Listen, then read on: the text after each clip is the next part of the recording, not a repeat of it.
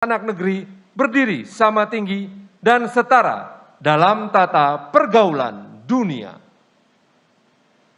Sisa hidup yang ada ini ingin kami berikan, terutama saya sebagai pimpinan ini berikan ya Allah. Sebelum mencabut nyawaku, aku ingin lihat Indonesia yang lebih baik daripada hari ini. Aku ingin lihat Indonesia yang lebih baik, Indonesia yang tidak menyanyiakan rakyatnya, yang lebih tertindas dan tereksploitasi. Si kaya menekan si miskin, si pintar membodohin si bodoh, saudaraku. Dan kutuklah kami termasuk diriku ini kalau kami mengkhianati komitmen ini. Kami ingin perbaiki bangsa ini, saudaraku semuanya. Partai Nasdem lahir dari sebuah cita-cita besar, dari kecintaan terhadap bangsa dan negara Indonesia. Secara totalitas, Nasdem didedikasikan untuk kepentingan bangsa, untuk menjadikan bangsa sejahtera, cerdas, dan adil seperti keinginan para pendiri bangsa. Apakah masih ada cita-cita yang belum tercapai, Mas? Pasti ada. Saya mau lihat Indonesia yang seutuhnya.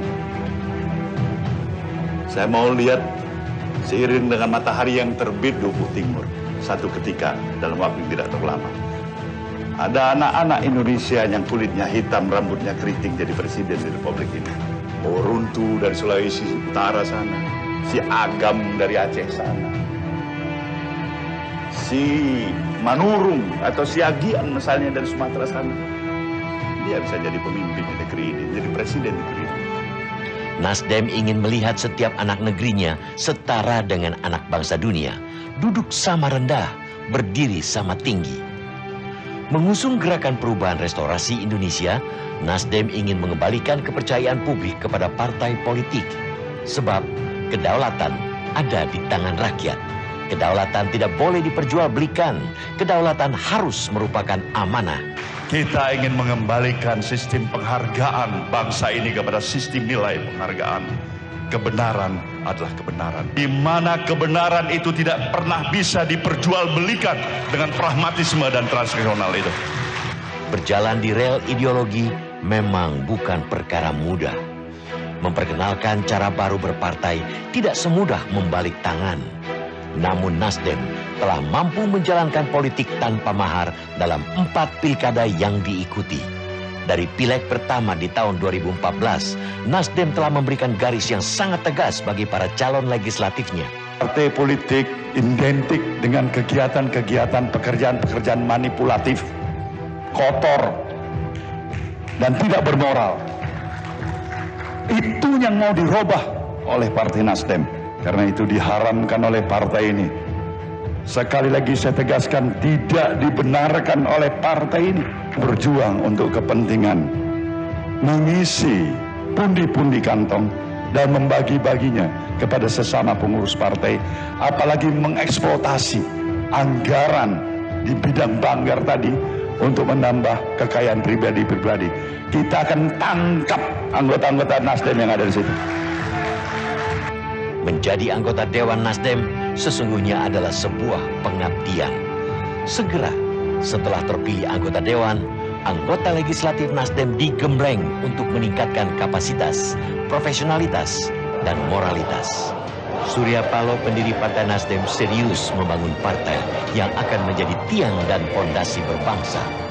Nasdem mendirikan Akademi Bela Negara, lembaga pendidikan, tempat menempa anggota dewan dan kader-kader yang akan menjadi garda terdepan mewujudkan restorasi Indonesia. Pada tahun 2017, Presiden Jokowi meresmikan ABN Nasdem sekaligus memberikan kuliah perdana. Kita harus berani merubah pola pikir kita, merubah mindset kita. Gerakan perubahan, restorasi Indonesia, itulah yang tidak terus saya sampaikan dan ingin saya sampaikan di mana-mana. Maju mundurnya negeri sangat ditentukan oleh partai politik. Partai politik membuat undang-undang, mengusung kepala pemerintahan, melakukan uji kelayakan terhadap Panglima TNI, Kapolri, BPK, dan berbagai jabatan puncak lembaga tinggi negara. Partai Nasdem menjalankan kewenangan tersebut dengan tetap mengedepankan azas kepentingan bangsa. Melalui partai politik yang saya dirikan yang namanya Partai Nasdem ini, Saya mendirikan partai ini dengan satu harapan. Bukan hanya untuk menambah kekayaan pribadi saya, bukan untuk menambah anak-anak perusahaan yang ada pada diri saya, bukan juga untuk menjadi hanya semata-mata kepingin menjadi presiden di negeri ini, saudaraku. Mereka boleh dengan mabuk kepayan berpartai untuk kekuasaan semata-mata, tapi izinkan saya menyatakan dengan kejujuran hati saya ingin mendedikasikan sisa hidup saya membangun harkat martabat bangsaku Indonesia ini. Di sini kita ingin menyatakan masih ada anak bangsa yang rela nyawanya pun dicabut kalau memang itu untuk merah putih tanah air Indonesia ini, saudaraku semuanya. Artinya, Nasdem harus mampu selalu tegak berdiri melampaui batas generasi. Nasdem adalah digital, Nasdem adalah milenial. Struktur dan infrastruktur partai terdata dalam genggaman tangan. Milenial Nasdem mendapat tempat yang sama penting dalam perang.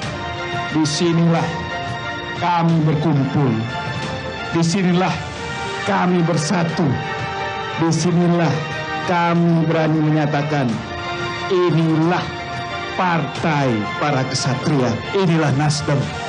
Pemilihan presiden pertama yang diikuti Partai Nasdem pada 2014, Nasdem memperkenalkan koalisi tanpa syarat, mengusung Jokowi sebagai calon presiden. Seluruh kemampuan dan kekuatan yang ada, tanpa prasyarat apapun memberikan dukungan kepada Joko Widodo. 2019, Nasdem kembali mengusung Jokowi. Bagi Nasdem, Jokowi adalah sosok yang paling pas memimpin negeri ini. Sosok yang egaliter, namun tegas. Kerja, kerja, kerja. Terjun langsung ke tengah rakyat. Terbukti selama masa pemerintahannya, pembangunan merata dari Sabang hingga Merauke, dari Rote hingga Miangas. Bersama Jokowi, Partai Nasdem hadir, diwakili para kader yang duduk di jajaran kabinet.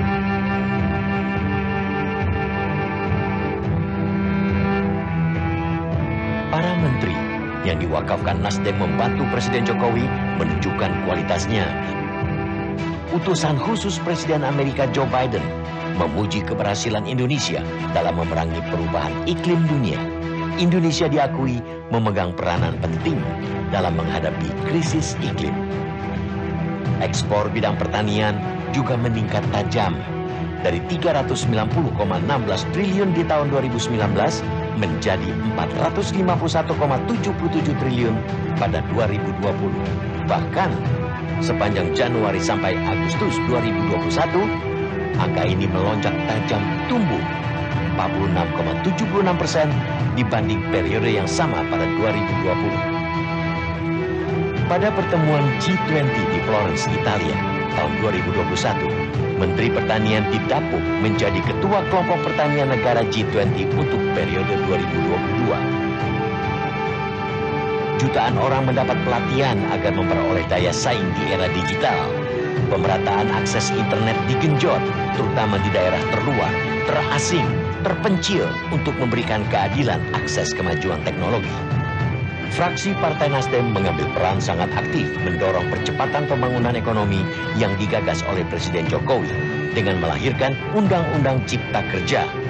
Beberapa rancangan undang-undang yang berpihak kepada kepentingan masyarakat diperjuangkan secara gigih oleh fraksi Partai Nasdem. Undang-Undang Perlindungan Pekerja Rumah Tangga, Undang-Undang Pendidikan Kedokteran, Undang-Undang Penghapusan Kekerasan Seksual, dan Undang-Undang Masyarakat Adat. Di tengah upaya pemerintahan Jokowi membangun negeri, pandemi COVID-19 melanda dunia. Sigap Jokowi membentuk Satgas Penanganan COVID-19.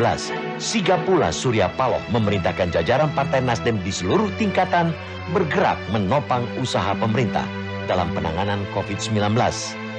Diawali dengan menyerahkan Hotel The Media pada Satgas COVID-19 nasional untuk dimanfaatkan, membantu ratusan ribu APD, jutaan masker, melakukan penyemprotan disinfektan hingga pelosok desa, memberikan sembako, makanan siap saji kepada para tenaga kesehatan hingga masyarakat yang berdiam di rumah untuk isolasi mandiri.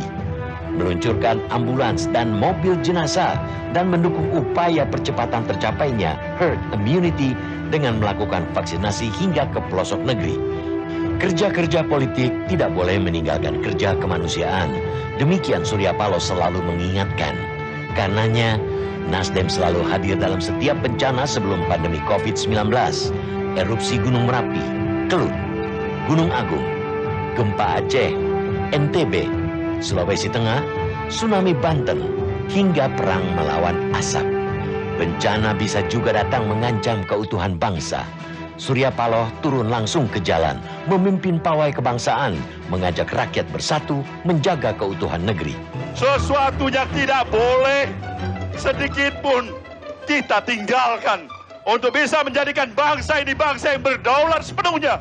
Bangsa yang hebat, bangsa yang kuat, bangsa yang dihargai oleh bangsa-bangsa lain. Persyaratannya adalah kita harus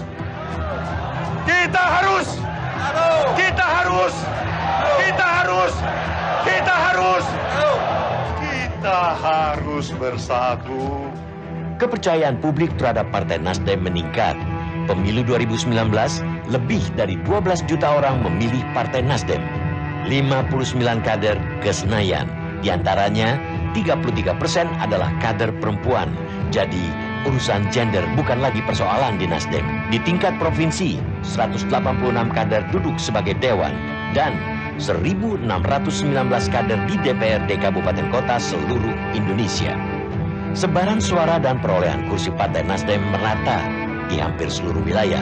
Dari 9 daerah pemilihan kecil yang memiliki alokasi 3-4 kursi, Nasdem terpilih di 7 dapil. Nasdem menempati urutan keempat dalam perolehan kursi, menjadi unsur pimpinan di Senayan. Seorang kader Nasdem menjadi wakil ketua DPR RI, seorang lagi menjadi wakil ketua MPR RI. Di 2 komisi, kader Nasdem menjadi ketua. Di berbagai komisi dan badan kader Nasdem menjadi unsur pimpinan.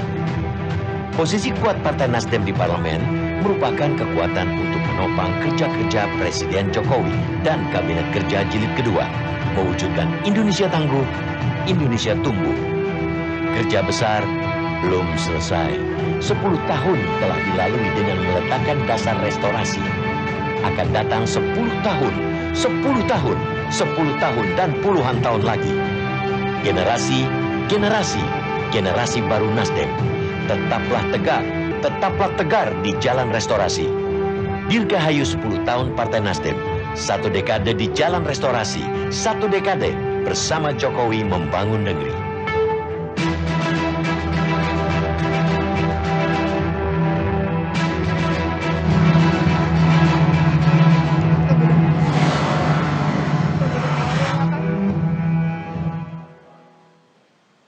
Kakak sekalian, kita berikan tepuk tangan yang meriah untuk 10 tahun Partai Nasdem. Dan sambutlah yel-yel Partai Nasdem berikut ini. Kepalkan tangan kita, satukan tekatan hati kita. Sambutlah Partai Nasdem bersatu, berjuang, menang. Partai Nasdem bersatu, berjuang, menang. Partai Nasdem menang, menang, menang. Tepuk tangan hadirin sekalian.